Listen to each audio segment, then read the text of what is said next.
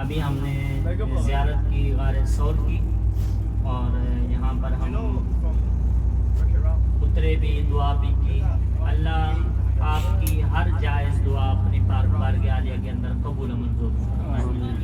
ہر زبان سے ہمارے دلوں میں جو بھی نیک خواہشیں تھی، نیک جائز تمنائیں تھی، اللہ سب کو پوری فرمائے۔ محترم سامعین کرام، اس کے بعد ہماری جو نیکسٹ زیارت ہے وہ زیارت ہے میدان عرفات۔ میدان عرفات یہ وہ میدان ہے جس میں حج کی ادائیگی ہوتی ہے، جس میں حج ادا کیا جاتا ہے۔ میدان عرفات کو عرفات کہنے کی وجہ یہ ہے کہ جب حضرت آدم علیہ السلام کو جنت سے اتارا گیا تو حضرت آدم علیہ السلام 300 سال تک لگاتار روتے رہے۔ 300 سال حضرت آدم علیہ السلام لگاتار روتے رہے۔ اسی میدان عرفات میں آپ کی ملاقات حضرت اماں حوا سلام اللہ علیہا سے ہوئی اور ایک دوسرے کو انہوں نے پہچانا۔ اس وجہ سے اس میدان کو میدان عرفات کہتے ہیں۔ عرفات کا مطلب ہوتا ہے ایک دوسرے کو جاننے کی جگہ، ایک دوسرے کو پہچاننے کی جگہ۔ اس وجہ سے اس میدان کو میدان عرفات کہتے ہیں۔ اسی میدان عرفات کے اندر ایک پہاڑ ہے جس کو کہا جاتا ہے جبل رحمت، جبل الرحمہ، رحمت والا پہاڑ۔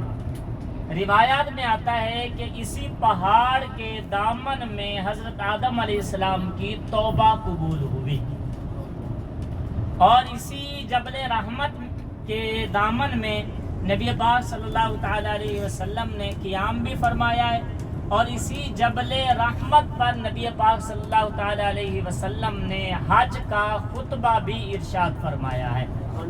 نبی پاک صلی اللہ تعالی علیہ وسلم نے جو حجت الوداع کا خطبہ فرمایا وہ نبی پاک صلی اللہ تعالی علیہ وسلم کی زندگی کا آخری خطبہ تھا۔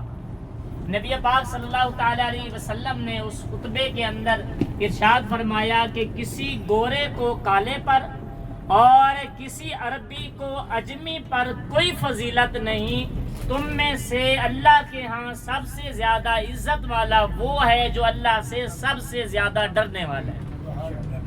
آج ہمارے ہاں کیا ہوتا ہے، ہم اس کو عزت دیتے ہیں جس کے پاس پیسہ ہوتا ہے، جس کے پاس مال و دولت ہوتا ہے، جس کے پاس جناب تھوڑی سی شہرت ہوتی ہے ہم اس کو عزت دیتے ہیں، اور جس کے پاس قرآن ہوتا ہے، جس کے سینے میں حدیث ہوتی ہے ہم اس کو کوئی عزت نہیں دیتے۔ جو اللہ سے ڈرتا ہے، نیک ہوتا ہے، ہم اس کو کوئی عزت نہیں دیتے۔ لیکن قرآن کہتا ہے کہ تم میں سے سب سے زیادہ اللہ کے ہاں عزت والا وہ ہے جو سب سے زیادہ اللہ سے ڈرنے والا ہے۔ تو ہمیں اللہ کا خوف، اللہ کا ڈر اپنے دلوں میں سمانا چاہیے، اپنے دلوں میں اللہ کا خوف پیدا کرنا چاہیے۔ مال و دولت کی محبت یہ انسان کو اللہ سے دور کر دیتی ہے۔ اپنے دلوں میں جب ہم خوف خدا لائیں گے، اللہ سے ہم ڈریں گے، تو پھر اللہ کے ہاں ہمارے مرتبے جو ہے نا وہ بلند ہوں گے۔ اسی لیے نبی پاک صلی اللہ تعالیٰ علیہ وسلم نے اس آخری خطبے میں جو ہے نا وہ عورتوں کے ساتھ حسن سلوک کا حکم بھی دیا ہے۔ اب عورت کو اپنا مقام سمجھ جانا چاہیے کہ تیرے اور میرے نبی علیہ السلام نے آخری وقت بھی عورت کو جو ہے نا فراموش نہیں کیا۔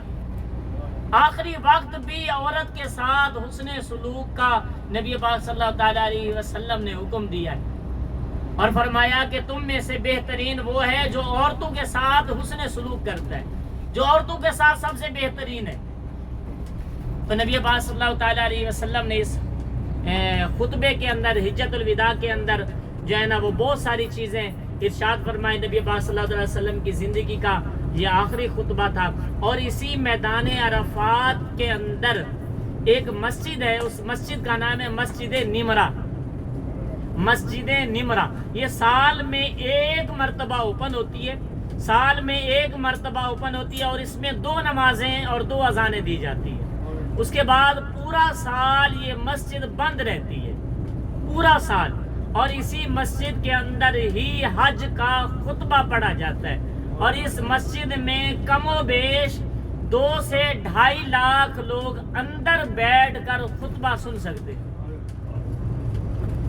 تو یہ مسجد بھی میدان عرفات کے اندر ہی ہے، اور میدان عرفات کے اندر حاجی لوگوں کو ٹھہرنا یہ ضروری ہوتا ہے، بلکہ حج کا اہم رکن کیا ہے؟ وقوف عرفہ۔ میدان عرفات میں تھوڑی دیر ٹھہر جانے والے کو حاجی کہا جاتا ہے، بلکہ حج کی تعریف میں کتابوں میں یہی لکھا ہے، حج نام ہے اس چیز کا کہ 9ویں ذی الحجہ کو تھوڑی دیر میدان عرفات میں ٹھہرے۔ میدان عرفات میں ٹھہرنے کا نام حج ہے۔ اگر کسی نے یہ مس کر دیا، میدان عرفات میں نہیں ٹھہرا، تو وہ حاجی نہیں ہوگا۔ حج کا سب سے بڑا رکن ہے، فرض اعظم ہے کہ میدان عرفات میں ٹھہرا جائے۔ یہاں تک کتابوں میں لکھا ہے کہ اگر کوئی بندہ جو ہے نا وہ جہاز کے ذریعے سے میدان عرفات کے اوپر سے گزر جائے تب بھی وہ حاجی بن جاتا ہے۔ تو یہ میدان عرفات میں جو ہے نا لاکھوں لوگ جمع ہوتے ہیں، اللہ کا ذکر کرتے ہیں، توبہ استغفار کرتے ہیں، تو یقیناً یہ میدان عرفات بھی قبولیت کی جگہ ہے، جہاں پر لاکھوں لوگوں کی آمینیں وابستہ ہیں، جہاں پر لاکھوں لوگوں کی دعائیں وابستہ ہیں۔ تو اس لیے ہم انشاءاللہ عز و جل میدان عرفات میں جبل رحمت پر اتریں گے اور دعا کریں گے، اللہ رب العالمین ہمیں یہ زیارات جو ہے نا وہ اچھے طریقے سے ان کو دیکھنے کی، اور جو دل میں ہمارے خواہشات ہیں اللہ کے حضور سچے دل سے وہ اللہ پوری بھی کرے، اور اس کو سچے دل سے مانگنا بھی اللہ ہمیں جو ہے نا وہ عطا فرما دے۔ اپنا حج کے ایام قریب ہیں، صفائی وغیرہ کے معاملات ہو گئے، اور تھوڑا سا جو ہے نا وہ تعمیراتی کام بھی ہو رہے ہیں، لیکن ہم کوشش کریں گے کہ جبل رحمت کے قریب جا کر دعا کریں گے۔ یہ اب آپ دیکھیں ارد گرد آپ کو جو بھی یہ میدان نظر آ رہا ہے، یہ سب میدان عرفات ہے۔ یہ میدان عرفات ہے، عرفات کا میدان ہے، یہاں پر حج کی ادائیگی ہوتی ہے، اور حاجی لوگ یہاں پر قیام کرتے ہیں۔ لاکھوں حاجی جو ہے نا یہاں پر جو ہے نا توبہ استغفار کرتے ہیں، اللہ کی یاد میں گڑ گڑاتے ہیں، روتے ہیں، ٹھیک ہے، اور اپنا وقت یہاں پر گزارتے ہیں۔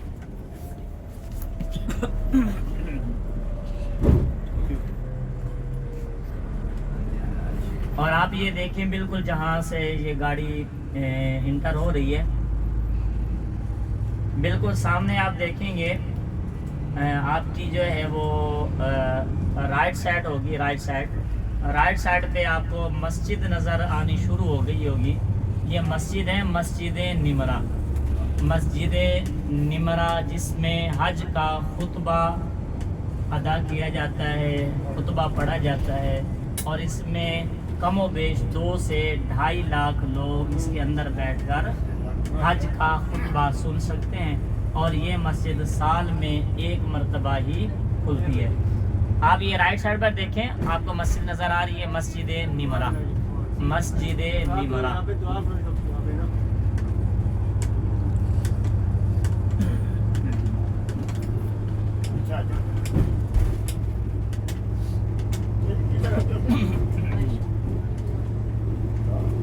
رائٹ سائڈ پر دیکھیں، بہت خوبصورت مسجد ہے، مسجد نمرہ، اس کی زیارت کریں۔ مسجد کی زیارت کرنا بھی عبادت میں شامل ہے۔ چند چیزیں ایسی ہیں کہ جن کے دیکھنے پر بھی اللہ رب العالمین نے ثواب رکھا ہے۔ والدین کو پیار کی نظر سے دیکھا جائے، اللہ اس پر بھی ثواب عطا فرماتا ہے۔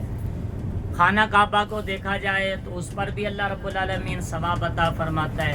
قرآن مجید کو دیکھا جائے تو اللہ رب العالمین اس کے اوپر بھی ثواب عطا فرماتا ہے۔ میدان عرفات پہ ہم زیارت کے لیے آئے ہوئے ہیں۔ یہ میدان عرفات کا خوبصورت منظر آپ کے ساتھ شیئر کر رہے ہیں۔ میدان عرفات اور مسجد نمرہ، جہاں پر حج کے لیے یہاں پہ رکنا پڑتا ہے۔ میدان عرفات مسجد نمرہ میں خطبہ دیا جاتا ہے، اور میدان عرفات میں حاجی قیام کرتے ہیں۔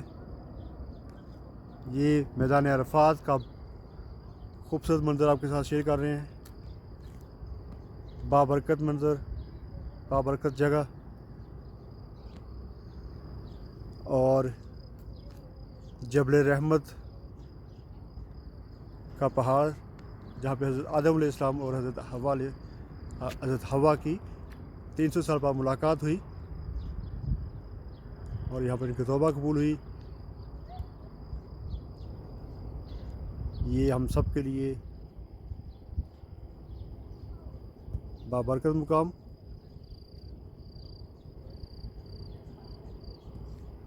اللہ تعالیٰ نے حضرت آدم علیہ السلام کی وجہ سے اس جگہ کو تمام انسانوں کے لیے بابرکت مقام بنایا ہے. اولاد آدم کے لیے.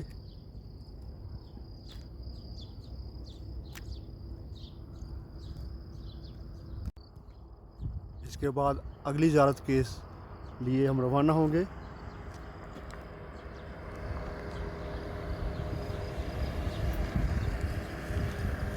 اس کے ساتھ یہ سپورٹس کو اجازت دے. اللہ حافظ.